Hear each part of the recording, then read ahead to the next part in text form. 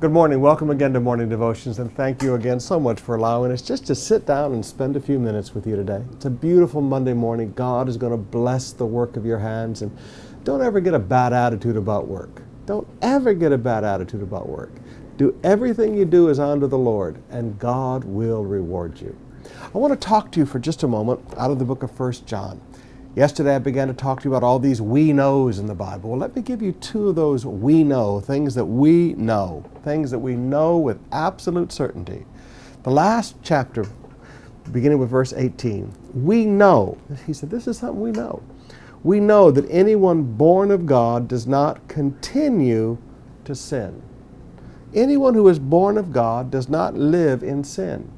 Now, yes, we understand that all of us make mistakes. We understand that all of us have these Galatians slip-ups, as Paul would say. We understand that we all sin. I mean, the Apostle James teaches us that anyone who, and he's writing to Christians, anyone who says he has no sin, he said, listen, he says that God's a liar and the truth is not in him. We all still sin, but we don't live in it. You know, all of us might fall in the mud, but we don't roll around in the mud like a pig. Now, in this modern Christian world that we live in, it's as if people believe that we are saved in our sin and not from our sin. John says, we know that anyone born of God does not continue to sin. Yes, you might sin. Yes, you might slip up. But you don't live in it. You don't continue in it. He said, that's something we know. Now, people who continue in it, God looks at and says, you know what? They're not born of God. We need to go get those people saved. Maybe they're spiritual, maybe they go to church, but they're not saved. Then he gives another one. We know that we are children of God and that the whole world is under the control of the evil one. He said, we know this.